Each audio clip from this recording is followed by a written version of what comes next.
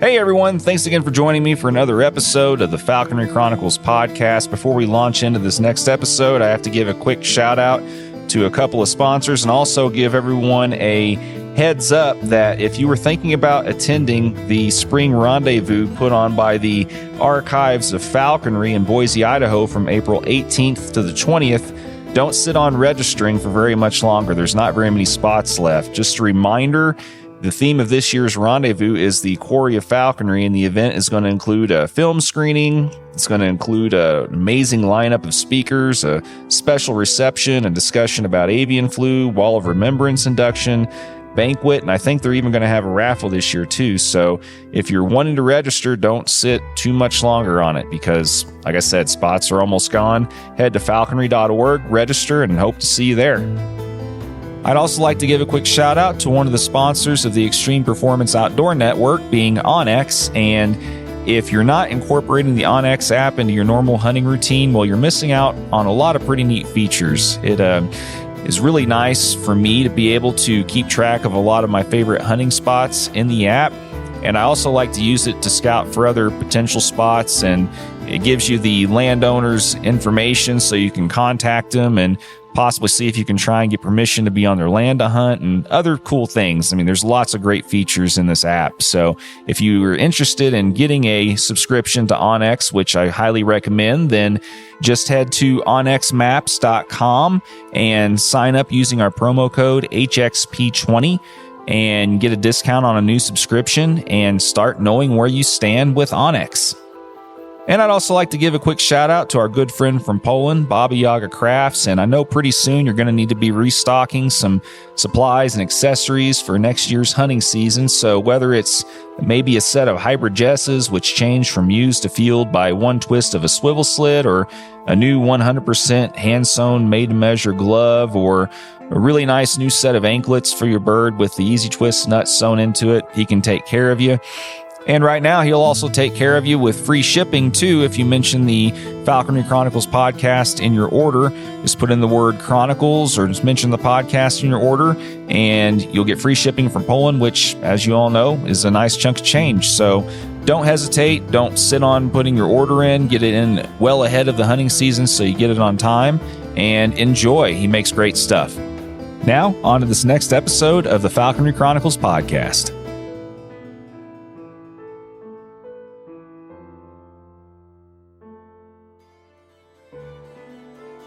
And when ducks would try to leave, she would start stoops at them and intimidate them back in, but she would maintain her pitch, and she never lost control of the pond. And just like a wild peregrine, she watched this large group of ducks, and she waited, showed the patience to wait, like a good duck hawk is patient. And she showed the patience to wait until one group, diving ducks, redheads, tried to escape out the side. She didn't stoop at the water, and she waited until they cleared over land and then started her stoop and knocked one through a mesquite tree and brought it to bag. And this was a bird that was literally on the beach 60 days before and had come into falconry and just soaked it up, and one of the easy ones.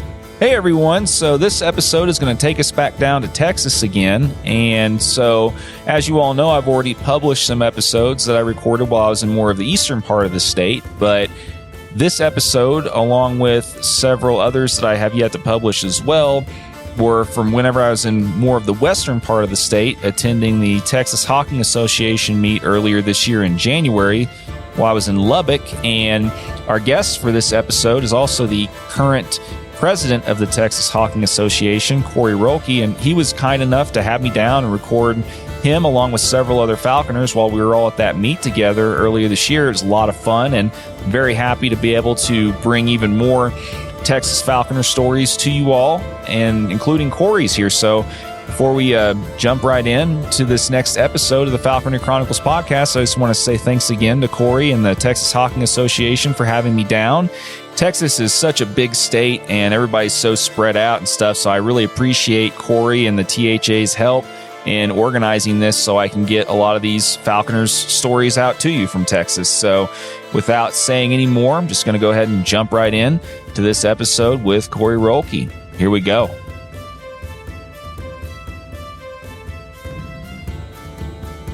Thanks for having me down.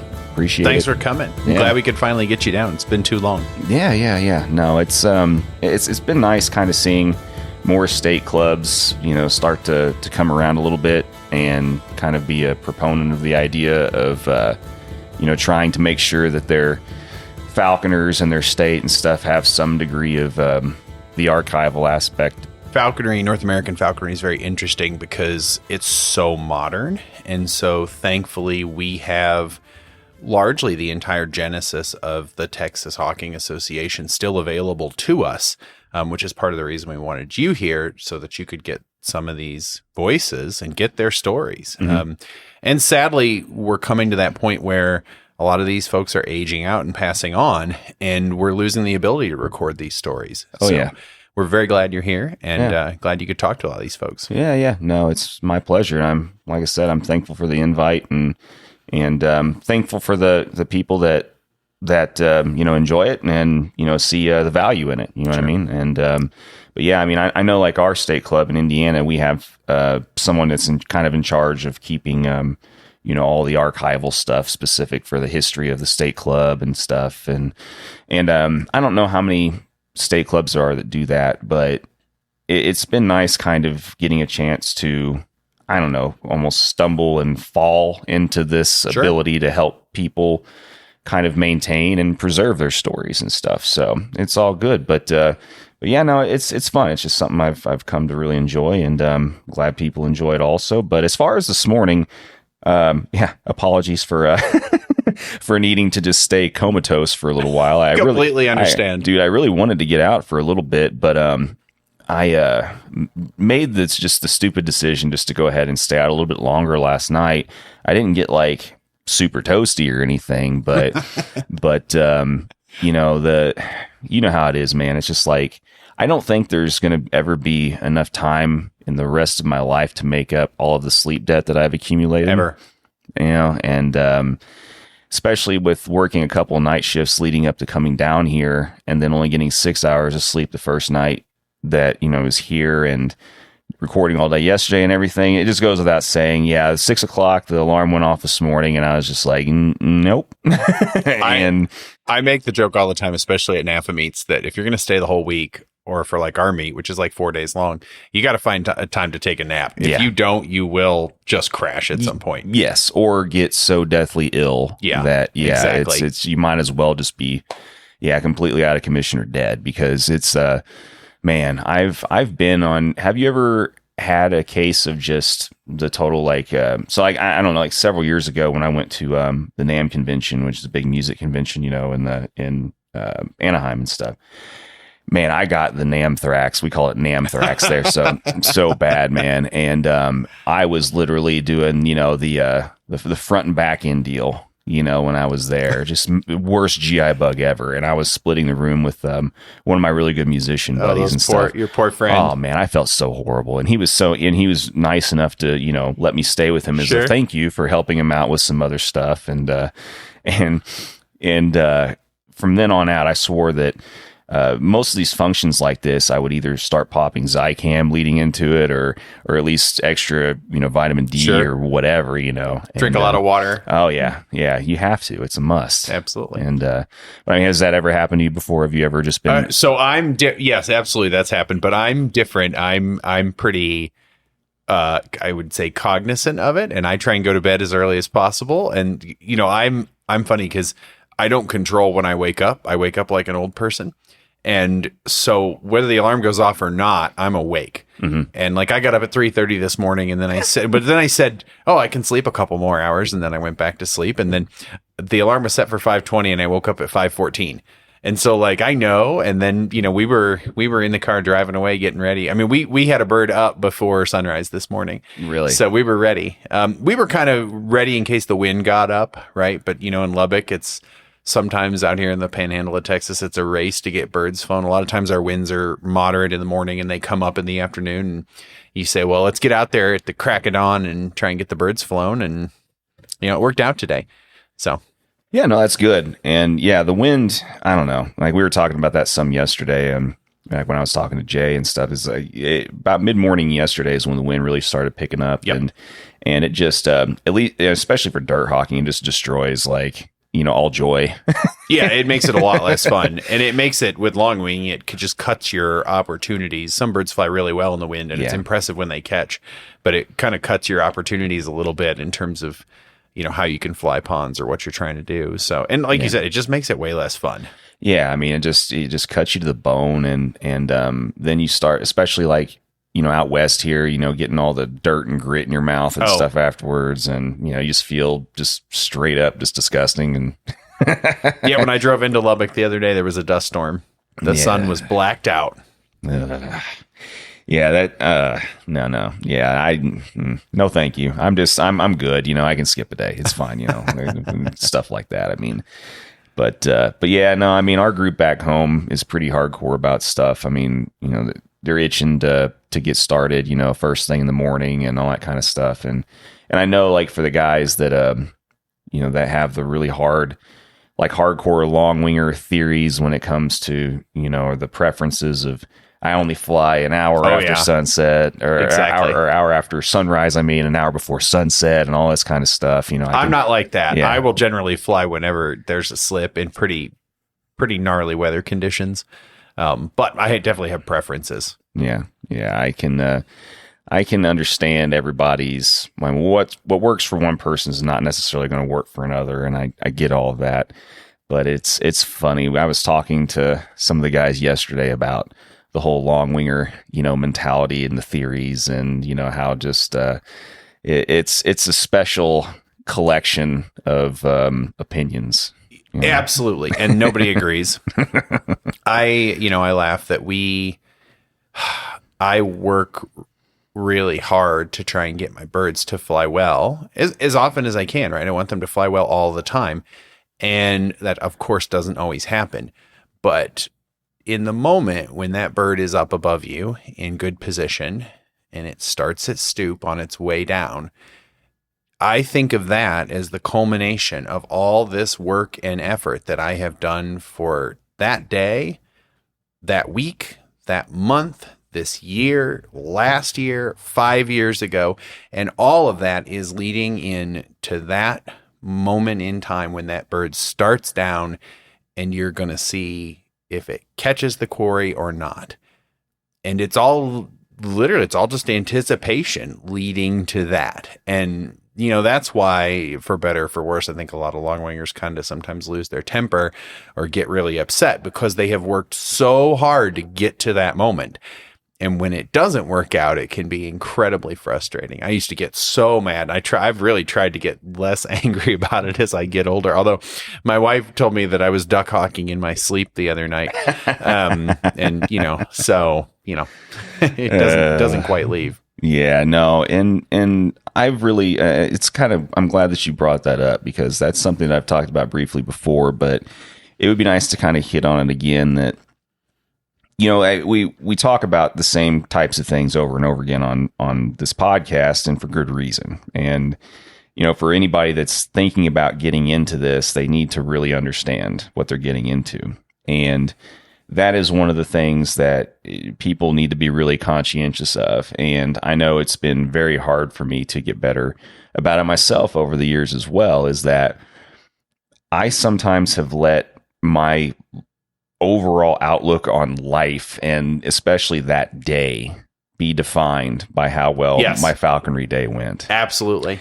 And I have tried my damnedest over the years to just stop caring as much. Well, my thing is, I just try and not export the negativity. It doesn't always work, but try and not export the negativity when it doesn't go super well. Yeah. It's so hard because, like you said, I mean, it's all really hard work. It doesn't matter if you're, what you're flying or what you're trying to do. There's a lot of work and a lot of time, effort, and energy, usually in the form of at least a month, 2 months, whatever, of energy that's spent trying to get this to go the way that you want it. And, having just delved just the slightest bit into that bigger long wing world, with flying these bigger falcons, I get it, because like it is a lot more work. in my humble opinion. I don't know about if it's a lot more work. What I tell people, so I fly passage peregrines. I have 2 passage peregrines, and I actually have a chamber peregrine. But what I tell people is it is a lot of work, but it's much more about the consistency and doing things on a routine and making sure those birds are flown the way that you think they should be flown for the conditions in the quarry you have consistently, because the consistency is what makes a bird successful. And a lot of people have to take time away for their job or for their family, and that's fine. And that happens. That's happened to me several times. That happens all the time. But to try and gel on the consistency and say, well, we can fly 4 days this week, we can fly 5 days next week, and you're always going to lose days to weather and things like that. But to say, well, what am I trying to train for, or how am I hawking today that's going to impact tomorrow? I don't remember which guest you had on this podcast, but someone said, and I literally don't remember, someone said that if you don't think that you're shaping your bird every single flight, and honestly, every interaction that you have, but every single flight, then you're fooling yourself, right? Everything you're doing is shaping to the next flight and things like that. So, yeah. And we are very lucky here in Texas. I live in Dallas-Fort Worth. I live in Arlington, Texas, which now DFW is the 4th largest metropolitan area in the country. And it is challenging like everyone. Everything's getting swallowed up by development. We are losing places to hawk. We are losing quarry. I am very fortunate that close to my home, we have excellent, consistent duck hawking. And it is a normal day for me to come home in the afternoon. I get up and I work early, and I work during the day. And I have a flexible job, and to come home and to go out in the late afternoon and find 2 duck slips. And a lot of people would kill for that, right? A lot of people would kill for that kind of consistency. And I'm upset if I don't find the slips, that if it's a bad day or whatever and I can't find it. There are days that I get really lucky and I go out and I leave my house and I fly 2 birds and I get 2 nice flights on ducks, and I come home and it's slightly over an hour, right? And so very, very fortunate in a large metropolitan area to still be able to do that and have access with landowners, because Texas is all private. So all of this is permissions that I've gotten over the years, and I lose ponds all the time, and I try and find new ponds, and it's a constant struggle. And then, you've talked to a few other people here at this meet. We're very fortunate to have essentially unprecedented access in the modern era of falconry to passage peregrines, and we have a passage peregrine culture. Most of us who are flying long wings here in Texas are flying passage peregrines and doing very well. They're called the duck hawk for a reason. There are other birds, obviously, like deer peregrine tiercels and things that can do amazingly well on ducks, but in terms of just your average bird that you take out of the wild, I don't think that there's a better bird for ducks than passage peregrines. There are certainly birds that are equal, but I don't think there's a better bird for them. They just do it tremendously well, and the vast majority of them take to ducks very well. And for the average person who wants to fly a falcon, they are pretty amenable. They generally do what they're supposed to. They meet you halfway. They do have a couple of frustrating characteristics. They have the ability to, if they decide to leave, they have the ability to put some incredible distances between you and them.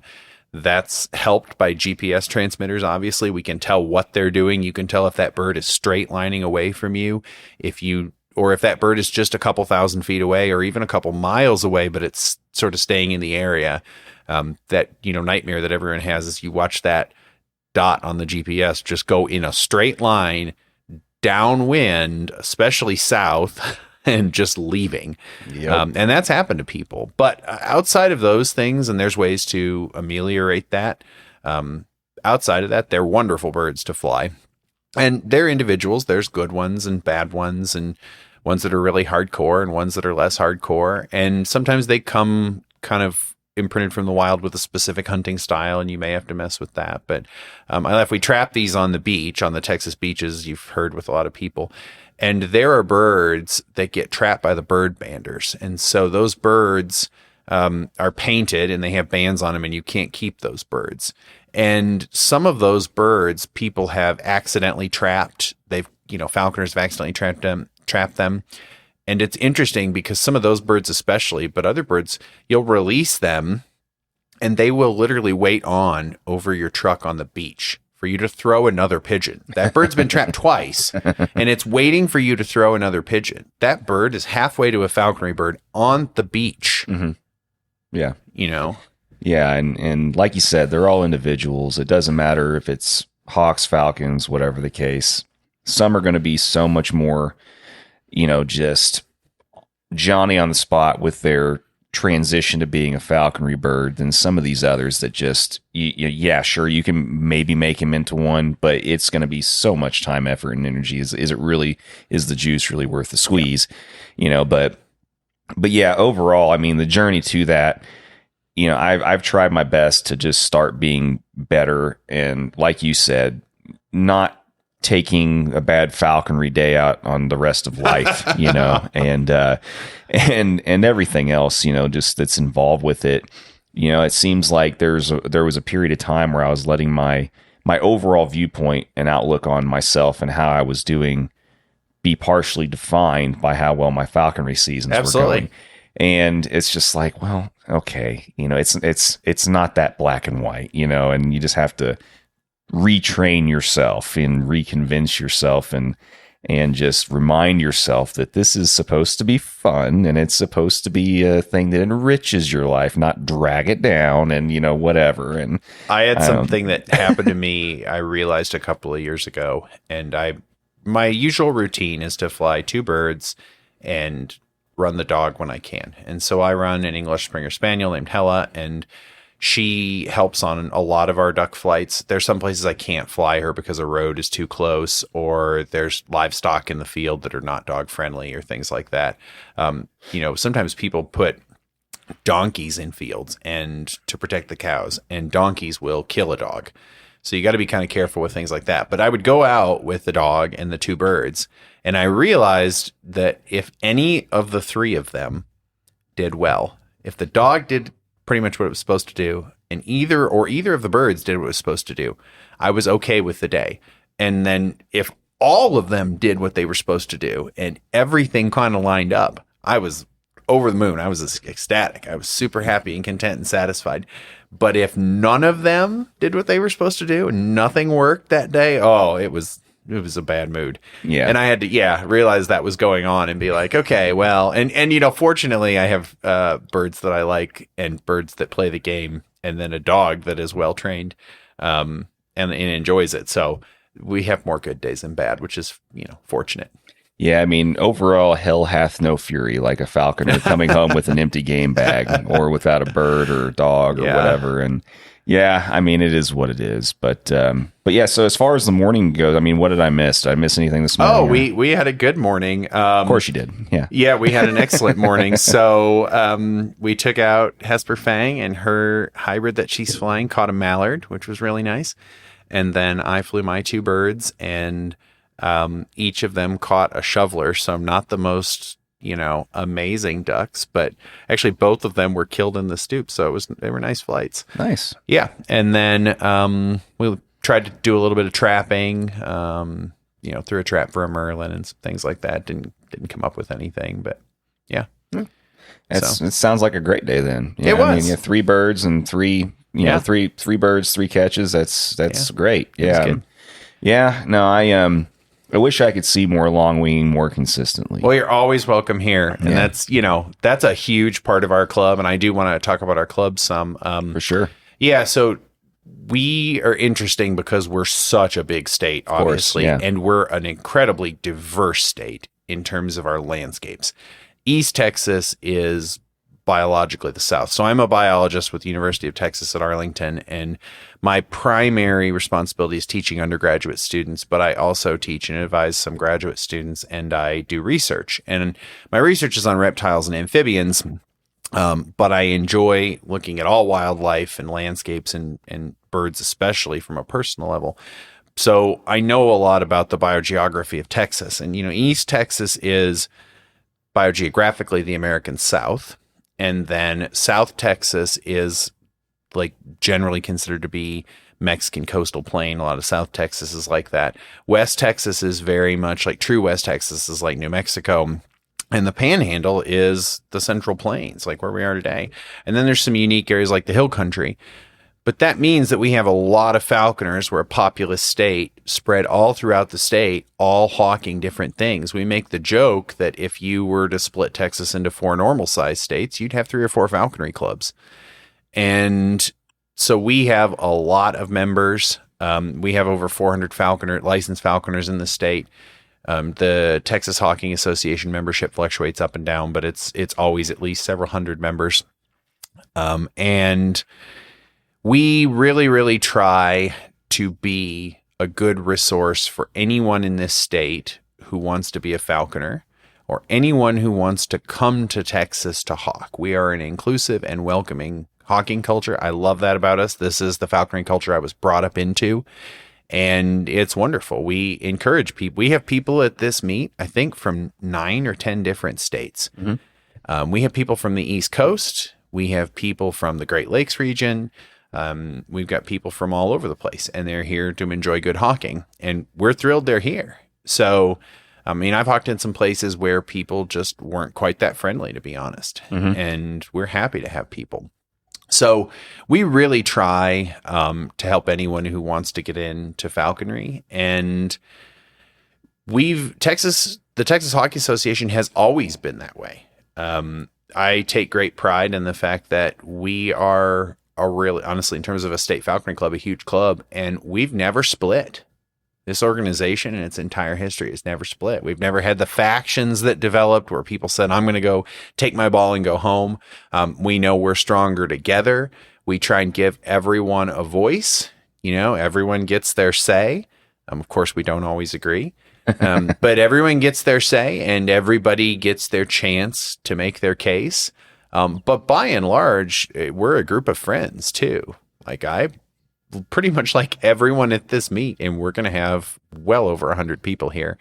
So yeah, it's a good organization that has a good mission and good implementation too. We have excellent meets. So we have this meet, which is the THA annual field meet. We have the Bushy Tail Bash, which is our squirrel focused meet in East Texas. And then we have some other events around the state. There's an interesting thing that's happened with all clubs and all organizations, and that when the internet came into being and it matured, people used to be in organizations for information. That was their way to connect with people mm-hmm. and to get information. And that's all changed.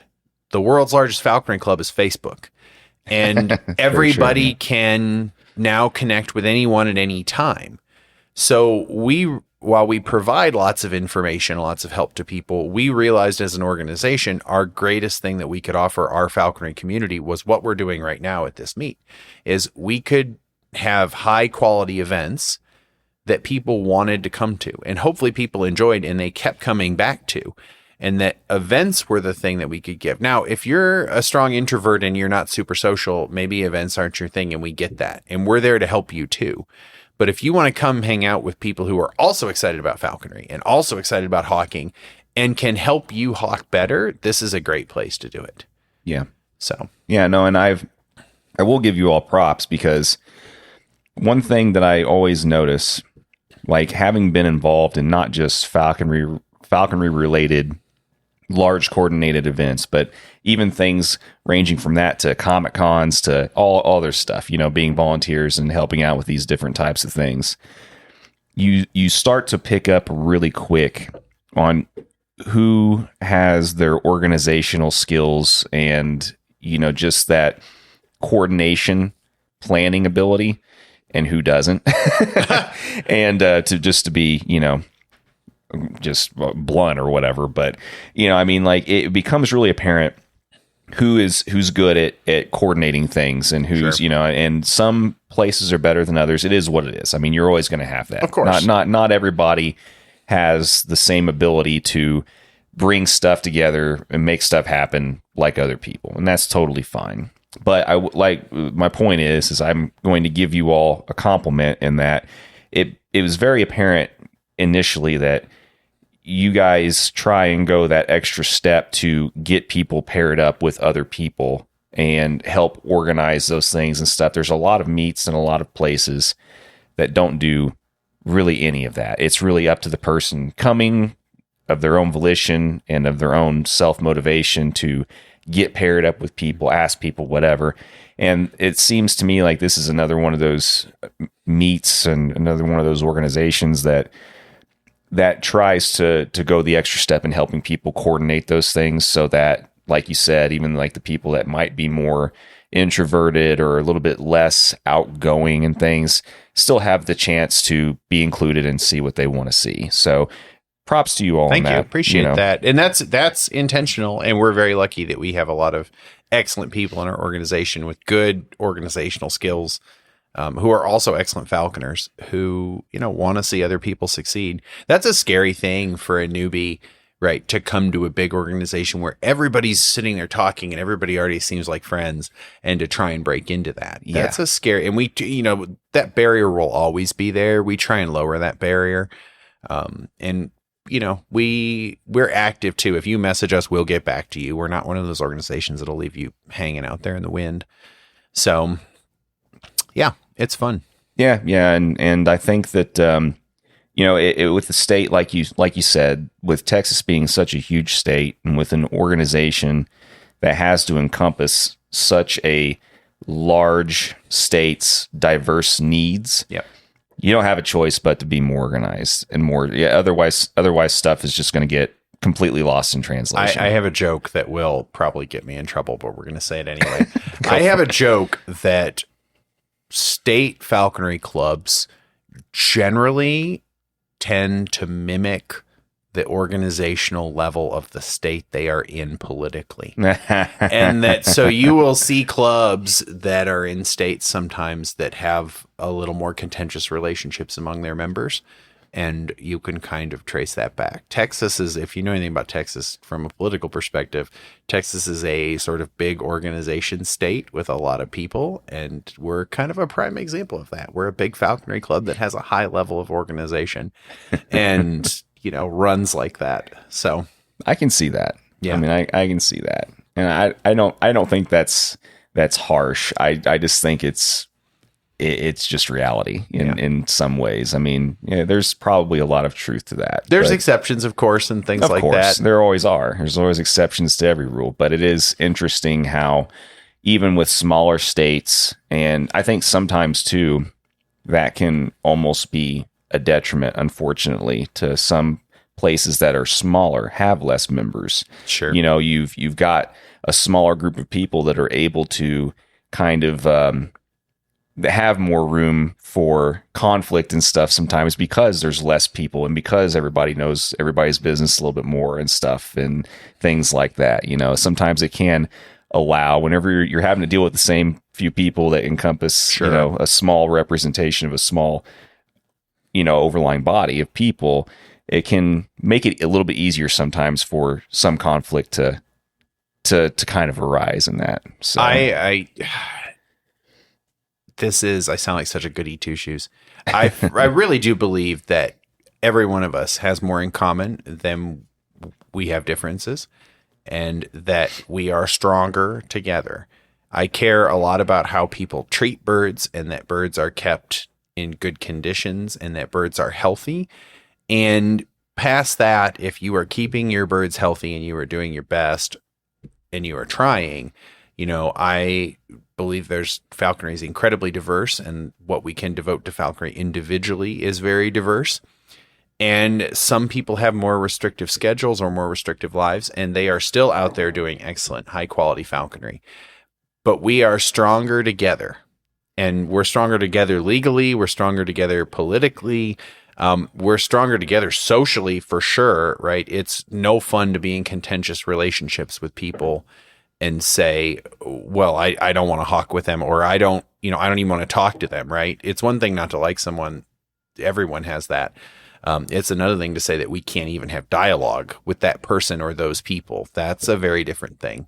Yeah, that's where it kind of starts to become a little dangerous. Absolutely. I agree with that. And being as we are such a small part of the overall hunting community, and we have such a small number of us worldwide, you kind of have to have a large degree, I should say, even just of a unifying body and a voice, because it's not like there's a whole bunch of us to, have a Sure. collective voice. I mean, so the collective voice really does need to be as unified as possible to have any impact whatsoever. And we have an excellent relationship with our Texas Parks and Wildlife Department, our state fish and wildlife agency. And that wasn't always that way. That's largely because of the efforts of former and current THA members who are still around. A lot of our past presidents are here at this meet. And we also have what's called the Falconry and Raptor Council, which Don Raber will probably talk about. But that is another body that is linked to THA and Falconry in Texas. And that does a lot of the interface with Texas Parks and Wildlife. And so we have a great relationship. We are treated well. We're treated fairly. And they look at falconry favorably, which is wonderful. Generally, when we ask for things legally, they give it to us, which is nice. Yeah. And you touched on something else that's very important, by mentioning that is that it is very important for a state club to have a good relationship with their DNR. I mean, it really is. I mean, if you're already at odds with your government fish and wildlife agency, it just makes things that much harder, in the grand scheme of things. So, but, anyway, well, I mean, I guess now would be a good time to go ahead and just talk about some of, your basic history in falconry, I guess. How did you get into this? Mine's easy. I laugh. My dad came home from work and said, "Hey, I was 12," and he said, "I met a falconer. Do you know what that is?" And I said, "Yeah." And he said, "He seems like a pretty interesting guy. You should talk to him." And I said, okay. So we went and talked to him, and we talked to him several times. And I remember distinctly thinking at like age 12, I was like, well, I'm going to be a falconer one day. Now I was busy, and I realized I couldn't do it. So I was not a licensed falconer until I was 27. And it was literally as I finished graduate school. And I was like, okay, I'm done with this big milestone. And now I have a little bit more time, which is a joke. I didn't have more time, but that I have a little more time to devote to it. And, I could become a licensed falconer. But I remember saying, and I grew up a hunter.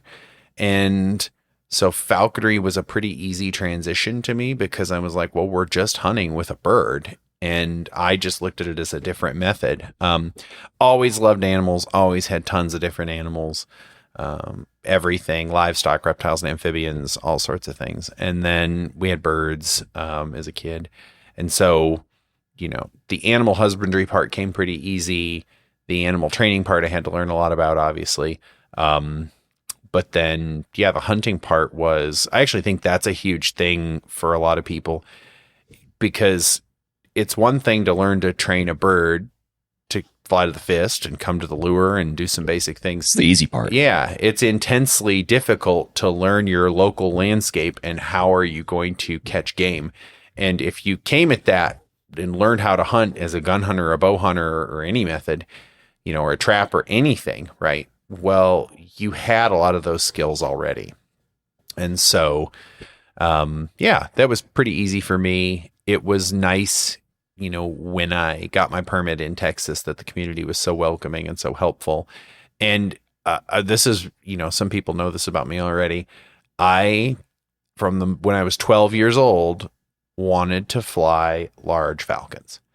That was it. Now I've flown red tails and, one Cooper's hawk and things like that, but I wanted to fly large. Everything since those early birds has been large falcons. And my wife, Mal, one time very astutely observed, she's like, you love the quarry and you are motivated by the quarry and you fly the birds that hunt that quarry most effectively.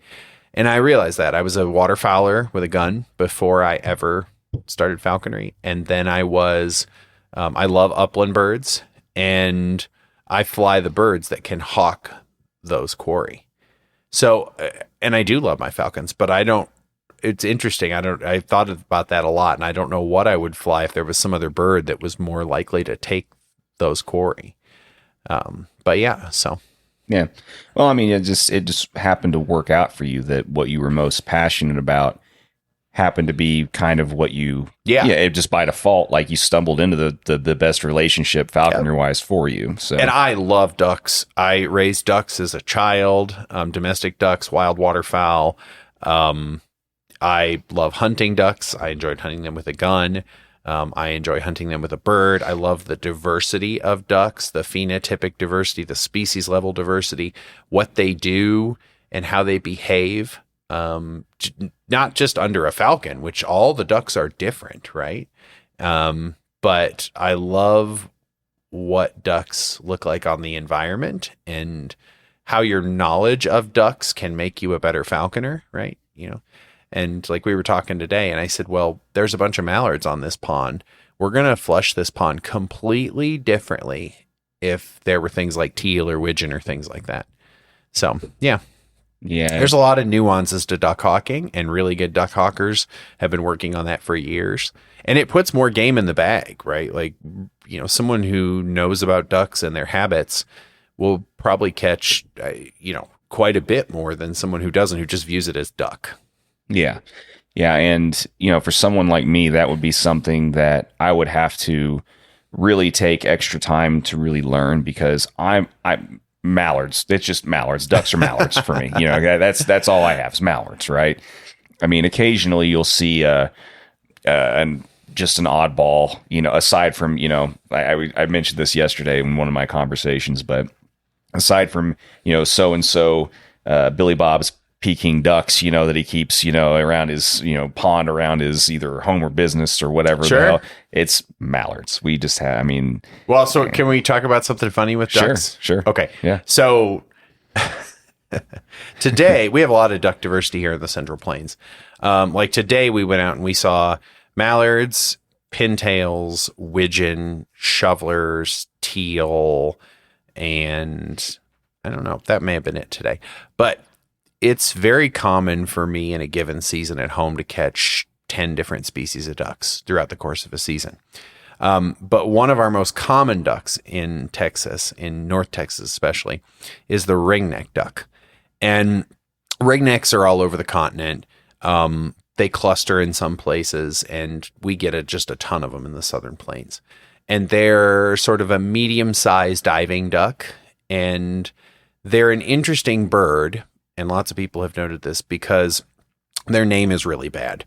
They're named for a chestnut colored ring around the drake's neck, and you can barely see it, sometimes even in hand, but they have a really beautiful ring, both the hen and the drake, around their bill. And so a lot of northern hunters call them ringbills. Well, to a good duck hawk, a good trained falcon, it's like playing dodgeball with second graders. They're quite easy to catch. And so the California guys started this, and they started this thing called the ring off. And the ring off is whoever catches the most ringneck ducks with a single bird in a single season wins the ring off. And they brought us into it, and now it's countrywide, I guess continent wide, and it's open. I will just tell you right now, it's always going to be someone from Texas or California who wins it. And we literally have a traveling belt, like a wrestling belt, where whoever wins that year, their name as the falconer and the name of the bird that won are engraved on it. And then the winner, whoever sends it to the winner, gets it engraved and sends it to the winner next year. And so it's kind of funny because if you have a brand new bird, you're thrilled to see ringnecks. They are one of the best birds for entering a new falcon. But when you've got really good birds or even decent birds, they just catch them like crazy. You can get bored of them. And there can be 200 ducks on a pond. And I used to have a bird, and there'd be 2 ringnecks out of 200 ducks. And she would fly through everyone else to catch the ringneck because it was the easiest.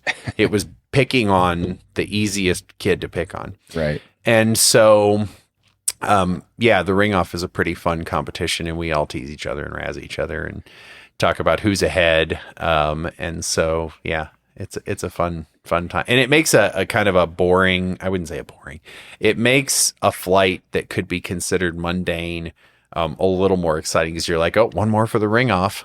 Yeah. I was kind of surprised about too, like when I was in South Africa, some of the ducks that they were hunting on some of these a different Yellow bills, right? Yeah, the yellow bills. Dude, I was just like, these are the dumbest ducks that have ever lived. Like, how is this species still alive? This is the dumbest species I have ever seen. Well, to be fair, they have their own defense mechanisms, but I think about this all the time. So, all right, here we are, a true apex predator, right? Humans are apex predator. And you have gone out and you have literally caught a duck hawk, a passage peregrine falcon, and you have trained the duck hawk, and now you have got a trained wolf. You have literally taken a wolf and through artificial selection, molded that thing into something that works with you. And all three of you are ganging up on this small diving duck. Sometimes I feel a little bit bad.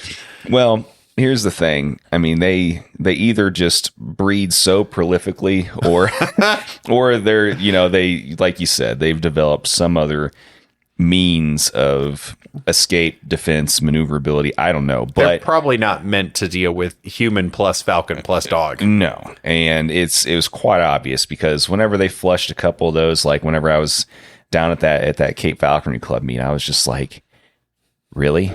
Like you're just serving yourself up. You might as well just go ahead and just fly up with a bottle of wine too. It's like so that's my joke, and I only get to grouse hawk on vacation, but that's what I love about grouse is that your falcon will come down and lay a hit on a grouse, any of the prairie grouse, a hit that would outright kill or at least cripple a duck, and that grouse will fall to the ground, or maybe not even fall to the ground, and shrug that hit off like it's nothing. That grouse may not even make it all the way to the ground. It may regain its composure in the air and rocket out. And that duck hawk is giving it its absolute best, and it can't even come close to bringing that grouse to bag. Yeah. Yeah, and I understand that's a huge reason why people consider that like the ultimate apex form of falconry. Absolutely. Because of the fact that those birds are so resilient and all that, and I get it. But yeah, it's beyond the reach of most falconers. Well, yeah, I mean, just the logistics. Exactly. It's hard to live where grouse are. Sure. Yeah, because there's literally nothing around it for millions of miles. It takes a really ultra rich and or dedicated person to pursue that, or just someone that's willing to live out in the middle of nowhere and with very little and resource wise and whatever. And kudos to all my friends that love that. I mean, it would be something that I would love to be able to pursue if it still exists by then, and the habitat still exists by then. Maybe someday, I don't know, but yeah, hats off to my friends that are able to do that with consistency. But I'll return your duck story with another duck story. Okay, this one really isn't even hawking related. I love duck stories. So you said you loved raising ducks as a kid, right?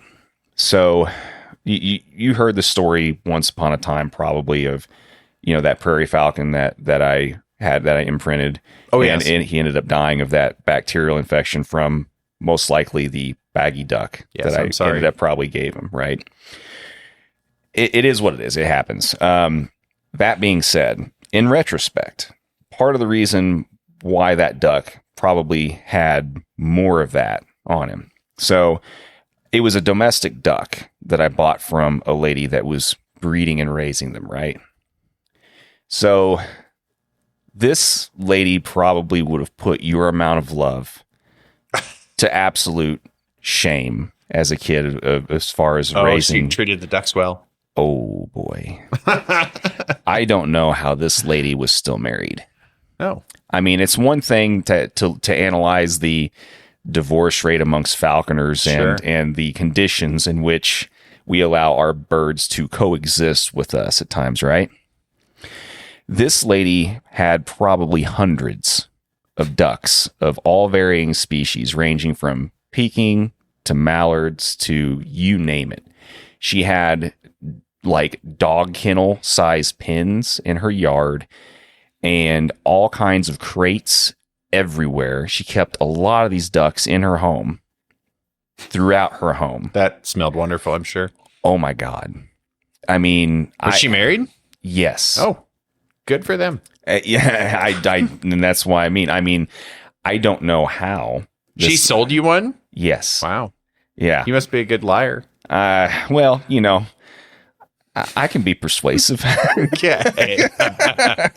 Or just, disguise the truth sometimes, whatever. But yeah, this lady probably had dozens of mallards in her house. And for everyone listening, if you're not familiar with the hygiene of ducks, it's not good generally. No. Yeah, this lady I don't know how she was able to keep all these ducks and stuff in her house. It was terrible. The goofy thing about ducks is you can take a wild duck that you've shot or you've caught with a falcon, and they're clean. Their bodies are so clean. Yeah. And the moment you put that duck in a cage, you realize how intensely dirty they are as an animal. And they're spending their whole life keeping themselves clean in water. Yeah. So I did my best to, this duck that I got, in her defense, at least this one mallard out of all these mallards this lady had was fairly clean. But I did a little extra cleaning with it whenever I got home. I tried to do what due diligence that I could, but that being said, you just would have had to seen this lady's property and home. I bet that was a sight. It was literally, it was duck paradise and hell all rolled into one. Like, it was quite, it was pungent, and it was quite, it was an interesting place. Everybody has their thing. Yeah. Well, this lady's thing, I'm surprised hasn't completely destroyed her life. But, maybe it has. That's all right. Yeah, she's the definition of a duck hoarder, for sure. I mean, it was literally like she should have been on an episode of Hoarders, for sure. For ducks. Yeah, for ducks. Normally you just think rats or whatever, or all that kind of stuff. Right now, it was ducks for this lady. But anyway, so funny side note. That was how I got my one baggy duck that unfortunately led to my bird's likely demise. I can't completely pin it on that, but it is the most likely culprit. But anyway, so yeah, you meet all kinds of weird, interesting, people and stuff, as we are all weird and interesting in and of ourselves. Oh, there's a whole freak show at this meet. Oh yeah, talk to everybody for sure. Well, and most of these people too are, including yourself, are members of other worlds too, like the herp world and all that kind of stuff. Oh, I'm so it's interesting. I've probably literally done a subset of everything you could do in the herp world. I grew up as a child catching them and keeping them in captivity. And then I still do that. I still have snakes at home. So I'm a herpetoculturalist, right? On a very small level. And then I worked with them in the zoo for a couple of years, right? A long time ago in the Fort Worth Zoo. And then, so I was a zookeeper, and then some more animal husbandry stuff. And then I am a professional herpetologist who have studied reptiles and amphibians for essentially my entire career. So I work on them in an academic context too. And a lot of that's in my current work is endangered species stuff. And there's lizards up here that we've worked on, and up here in Lubbock. And we say, well, and this affects falconry too. This goes back to falconry.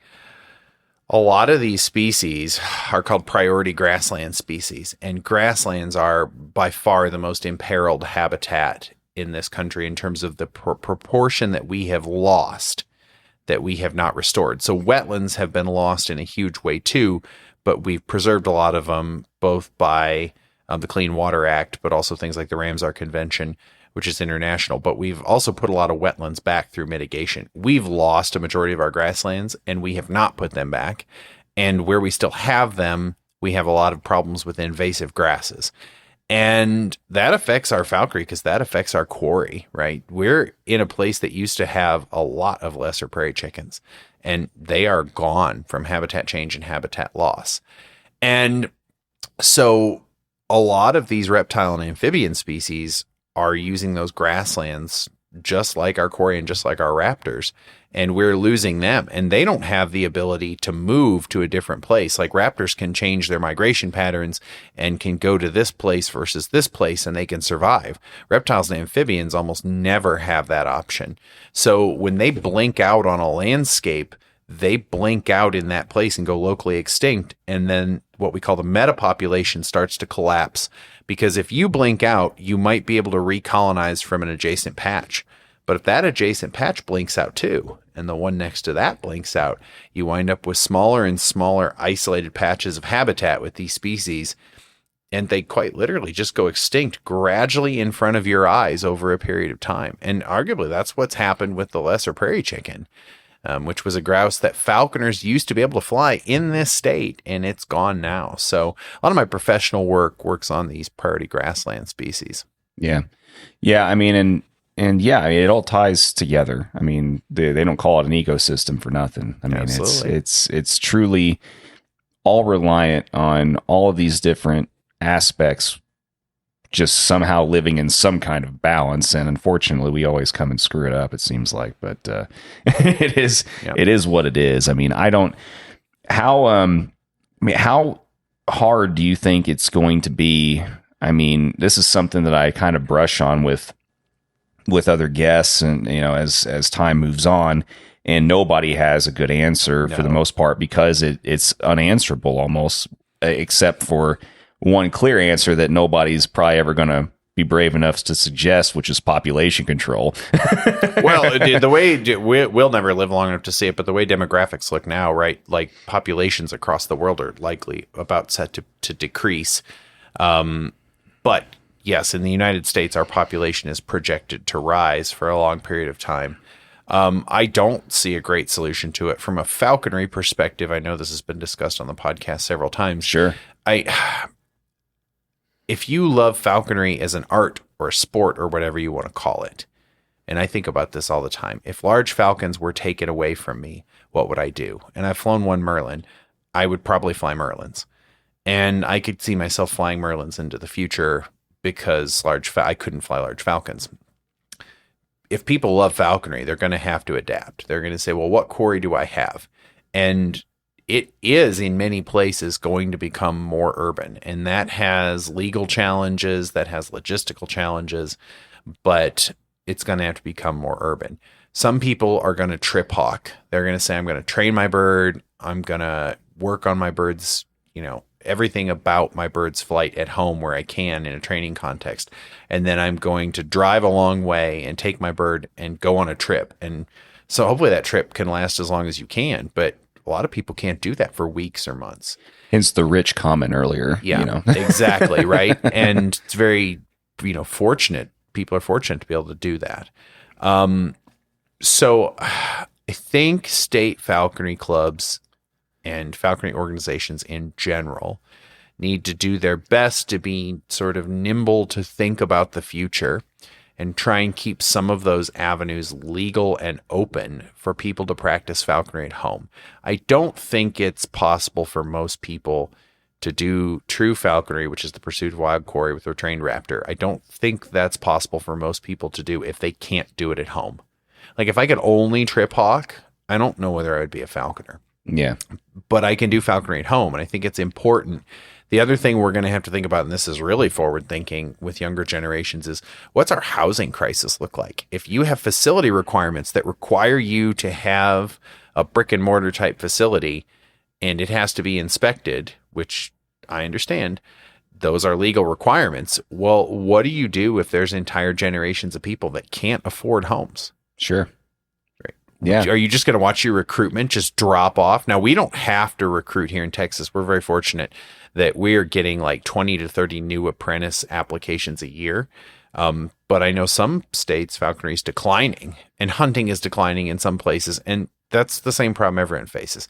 Lack of access, both to land, to hunt, and to quarry. So these are big, big challenges. And that's where I think, more towards the urban angle or the suburban angle or the rural areas right around the urban stuff. But people are going to have to find their own niches and what works for them. Yeah. Well, I mean, I think you're going to start seeing some people start to get a little ingenuitive in regards to that kind of stuff, because they're either going to have to start living in apartment complexes, flying passage kestrels or something, that, or just keep a red tail in the spare bedroom, whatever, and I mean, people have done it, sure. Absolutely. But I mean, as I always say, where there's a will, there's a way. But I mean, it's kind of like, who knows, there might be some people that start, hey, I've got, a little bit of extra room on my property. I could build, X amount of chamber mews, and maybe if people start running out of places, then, they can start renting a mews, like people would, rent horse stables or, whatever, or, I don't know, I mean, who knows? There's another trend I want to touch on, which is an interesting thing I noticed, because I teach students, and I have taught students for essentially my entire professional career. And everybody sees changes in generations above them, in your own generation, and below them. And one thing I really notice is that younger generations, right? So I'm 41, I was born in 1982. And younger generations increasingly want things organized. And it's how they were raised, right? And it's why this meet is popular, because it's organized. People feel like it's an organized event they can come to. Older generations tended to be a lot better about, hey, I want to do this. The ingenuity was there. I'm going to make it work. They didn't have the resources. Those books, those internet forums, Facebook, that didn't exist to connect them. So they went and they figured out how to do it themselves. That's the genesis of North American falconry, right? Taking things that people had done on other continents and bringing it here and adapting it to our landscapes and our birds. And so we shouldn't judge younger people by the standards of older generations. And what I mean by that is, because someone wants something organized and they think it should be organized, and that's the expectation that they come into it with.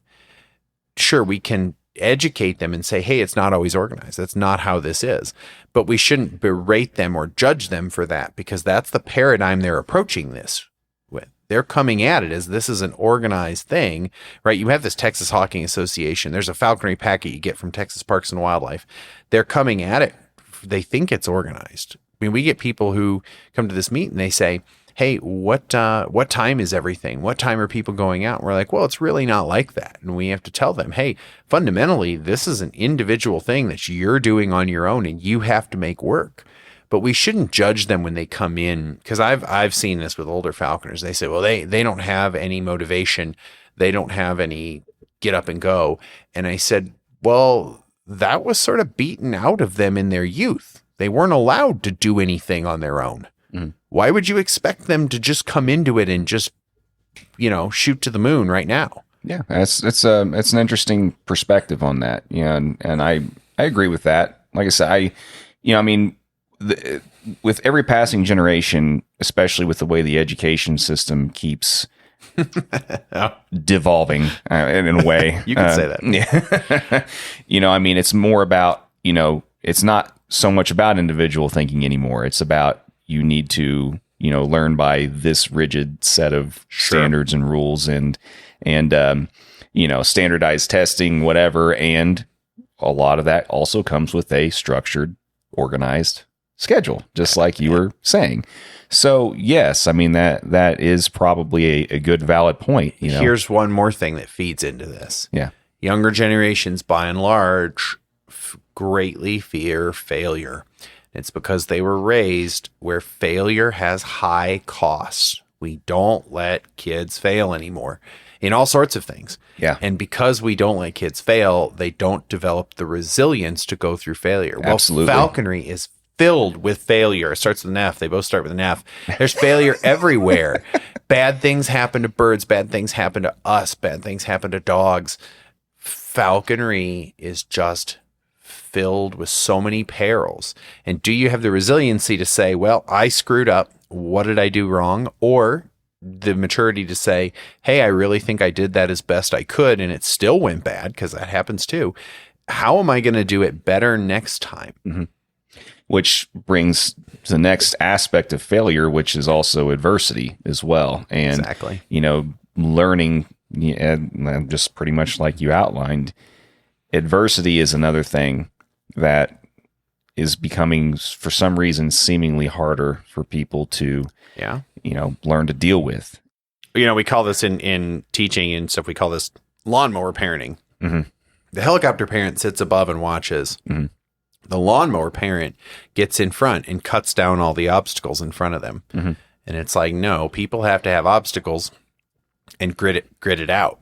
Yeah. Fail and move through that and come through and develop resiliency. Yeah. So, It's just like, it's kind of like when my kid first got into Boy Scouts, I remember going on one of their scouting trips and watching all these young, just really young boys trying to set up camp in the worst way imaginable. Like it was literally like, I still have PTSD from, to some degree from watching them just fail miserably at everything, from setting up camp to putting up their tents to everything. And I'm sitting here about ready to have an aneurysm. And the scout master, he just looks at me and says, "Let him fail, man." And I was just like, well, okay. He's just like, you have to just let them figure it out, because if you don't, they're going to expect somebody to hold their hand like every single year that they get older and whatever, and they'll figure it out. And then when the younger kids come in, they'll teach them. That's what you have to do. You just have to let them. And I was like, yeah, it makes sense. I've always tried to be kind of a hybrid in that regard. Sure. There's a balance, of course. Yeah. For sure. But no, you pretty much summarized that perfectly with that sentiment. I don't know, man. It just, we'll see how things continue to develop, but no, it's a lot of good points to touch on with that. And it's, once again, it's just another one of these topics of conversation, especially all these people that are wanting to get into something like this, that the resources continue to decrease every year. Absolutely. It's very challenging. The adversity is only going to keep getting more and more and more and more involved. And there's going to be more and more things you're going to have to overcome to be able to do this every passing year. So for everyone listening that wants to get into it, just keep that in mind. You're getting into it at also a great time, but also a terrible time. Well, several folks have said we have unprecedented access to raptors for falconry, and we have the worst access ever to land and quarry. Exactly. And it's just new challenges. There's always, it's not like the challenges would have ever gone away for anyone. No. There's always a challenge somewhere, and it's our job as an organization to meet it, right? Yep. Just a number of challenges. The number and what type. Yep, so exactly. I don't know. I laugh. I'm pretty resilient. I've failed a lot and made a lot of mistakes. So as have I. You kind of come through it and try and do your best. And yeah. That's all we can do, because we're human, and that's really all you can do as a human being, is to continue just to keep on keeping on, as old Joe Dirt says. I'll give you one, and he'll probably be mad that I'm quoting him, but there's a great falconer named Steve Duffy, and he gave me what I think is probably the single best piece of falconry advice that I've ever heard. And I think about it all the time, and it's one sentence. He said, "They're not people in bird suits." Very much so. And people would also do well to remember that dogs aren't people in dog suits either. Exactly. It's the same deal. The anthropomorphization of all these animals is something that is just a huge hurdle, I think, to people in general. We always want to think that everybody thinks and does things like us, but in reality, animal kingdom is way different. Sure. We all have our own perspective. Yep. Well, I think then it's a good time to go ahead and get that one or two memorable stories from you that we always want to get from people, and come close to wrapping this thing up, I think. Sure. As I said before, I fly passage peregrines, and I love passage peregrines, and I love duck hawking. And so a lot of my memories are, fond memories are duck hawking. But I guess a story that sticks out to me that I just love is that a couple of years ago, I was flying a brown bird that we had trapped on South Padre Island. And she just trained so quickly. Her name is Sea Oats. She's named for a grass that you would find on the Texas coast on the beach. And so, I name my birds after grass. And We had flown her, and she had not been successful that morning. So this is like day 60, and she had caught 6 ducks, like day 60 since trap, and she had caught like 6 ducks already. This bird trained quickly. And Neil Balchin and I had flown her that morning, and she had chased ducks, and she chased them out of sight. And I could see on my GPS, she went 2,000 feet away. And as she came back, she flew over every pond. There were like 5 ponds, and she flew over every pond on the way back, checking them, looking down to see if there were ducks on them. And I called her down, and then I took her, we waited, we had lunch, and then I took her to a pond a big, gigantic pond that I would only fly well-made birds on that were flying really high. And I put this bird up at like day 60, flying her the second time that day over, in this case, probably about 100 ducks, mixed flock, various things. And she flew it like a wild peregrine. She was a wild peregrine, but she flew it like a wild peregrine. And when ducks would try to leave, she would start stoops at them and intimidate them back in, but she would maintain her pitch, and she never lost control of the pond. And just like a wild peregrine, she watched this large group of ducks, and she waited, showed the patience to wait, like a good duck hawk is patient. And she showed the patience to wait until one group, diving ducks, redheads, tried to escape out the side. She didn't stoop at the water, and she waited until they cleared over land, and then started her stoop and knocked one through a mesquite tree and brought it to bag. And this was a bird that was literally on the beach 60 days before and had come into falconry and just soaked it up. And one of the easy ones, and said, this is what I want to do. I want to be part of this. And so that was a cool experience. And I have a lot of things like that, but watching them work wild waterfowl in the way that they would do in the wild, potentially. And I've had wild peregrines come in, like on literally that same pond. I had a different bird come down and stoop ducks, and then a second peregrine came in and stoop ducks as well. And I was like, where'd that come from? And it was a wild bird that had seen my bird waiting on. And when I flushed the ducks, that bird came in and stooped ducks too. And I realized that bird was essentially a wild bird engaging in falconry for those few seconds. And so you're just taking this wild animal and you're just adapting it to work with you just enough to build a little bit of a connection, and then become very loyal. And and that's I think the meat and potatoes of the allure of why everybody just gets so enthralled in all this. Absolutely. And because really, sure, it's amazing watching these animals do what they do, and they do what they do because that's what they were, evolution, brought natural up to do, selection, right? So, sure, nature in and of itself is incredible, but the fact that we get to watch it. Exactly. We get the front row seat, and then are able to even build a relationship to whatever degree in the first place to even get that with front the row most seat. Arguably one of the more independent animals on the planet. Well, yeah, because the thing is never going to love you. It's never going to truly like you. It's not. It doesn't have the brain capacity or the capability to do that. So, learning how to get an animal that otherwise would have no real affection or trust in you to have any faith in you whatsoever to benefit them from their standpoint it's amazing. Every time my son is not a falconer, but he's been hawking more times than he cares to count. And anytime a bird flies away, I always remind him that peregrine means wanderer. That's a good point. I didn't know that, actually. Yeah, that's funny. Well, does that mean that prairie means pain in the ass? That's for you to decide. I know you already talked to Matt, so there you go. You guys can hash that out.